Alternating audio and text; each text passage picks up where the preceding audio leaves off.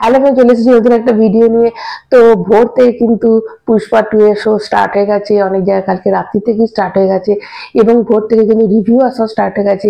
যদিও আমার সিনেমাটা দেখতে যাওয়া আছে দুপুর 2টোর পর, তো এখন তো আমি সিনেমাটা নিয়ে কিছু বলতেও চাই না এবং খুব পজিটিভ রিভিউজ আসছে এবং যে সিনেমা 86 কোটি তার নেট কালেকশন অলরেডি মানে অ্যাডভান্স বুকিং হয়ে যায় এবং 30 লাখ টিকিট বিক্রি হয়ে যায় এবং 32,000 শো পেয়ে গেছে। সেই সিনেমাকে আলাদা করে বলার তো আমার কিছু নেই, শুধু এইটুকুই বলে সিনেমাটা যারা দেখতে যাবে খুব ভালো হচ্ছে এবং সিনেমার কোনো সিন কাট করে কিন্তু দিয়ে দিও না, এটাই আমার বলার বক্তব্য। যে সিনেমাটা তাহলে স্পয়েল হয়ে যাবে, যারা দেখতে যাবে তারা কিন্তু একটা কোথাও যদি তাদের সাসপেন্সটা ব্রেক হয়ে যায় তো তখন একটা খারাপ লাগবে। এবং সব থেকে যেটা খারাপ যে খবরটা আসছে সেটা হচ্ছে হায়দ্রাবাদ থেকে।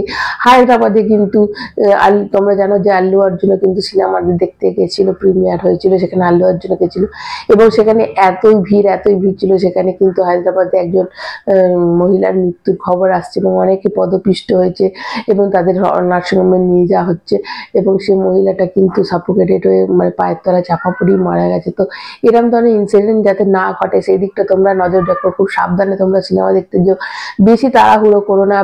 বেশি মানে দেখো সিনেমাটা থেকে তো প্রাণটা তোমাদের সবারই, আমাদের প্রাণটা বেশি, সিনেমা তো থাকবেই কিন্তু প্রাণটা সবারই বেশি। তো যে খারাপ একটা ইনসিডেন্টের খবর শুনে মনটা সকাল থেকে খুব খারাপ। দেখো এত ভালো একটা সিনেমা, এত মানে যার যে সব রেকর্ড ব্রেক করে দিচ্ছে এবং ভবিষ্যতেই মানে এখন সবাই ভয় থাকবে এই রেকর্ডটাকে ভাঙতে পারবে কিনা। এই যে পুষ্পা 2 যে রেকর্ডটা সেট করে দিল সেই রেকর্ড কি কেউ ভাঙতে পারবে, এটাই সব সিনেমার আগামী দিনে সব সিনেমার একটা চ্যালেঞ্জ।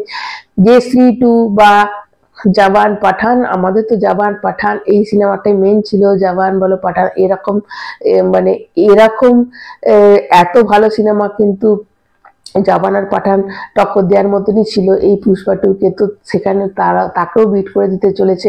তো সেখানে তো আমরা আলাদা করে বলার কিছু নেই, শুধু এইটুকুই তোমাদের বলবো যারা সিনেমা দেখতে যাবে বা যাচ্ছ তারা কিন্তু খুব সাবধানে যাও এবং বেশি তাড়াহুড়ো, বেশি আগে যাওয়া, ধাক্কাধাক্কি এবং ওই যেটা কালকে রাতে অনেক জায়গায় দেখছিলাম পয়সা ছুটছে সামনে একদম স্টেজে উঠে যাচ্ছে, মানে পর্দার সামনে চলে যাচ্ছে। তো এইগুলো তোমরা করতে একটু বিরত থাকো, কেননা বাই চান্স যদি ধাক্কাধাক্কি হয়, দেখো প্রাণটা কিন্তু সবার আগে।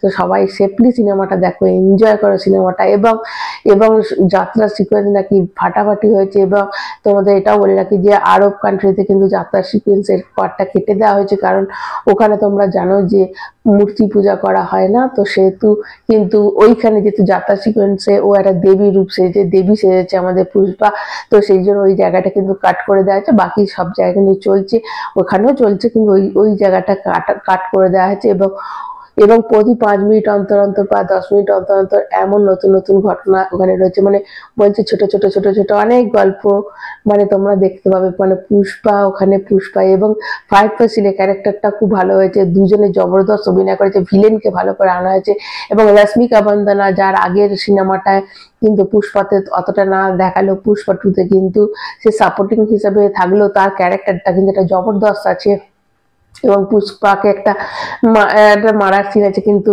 সেগুলি দেখার যে কি করে সে ফাইট ব্যাক করে এবং যাত্রা সিকোয়েন্সটা খুব ভালো হয়েছে।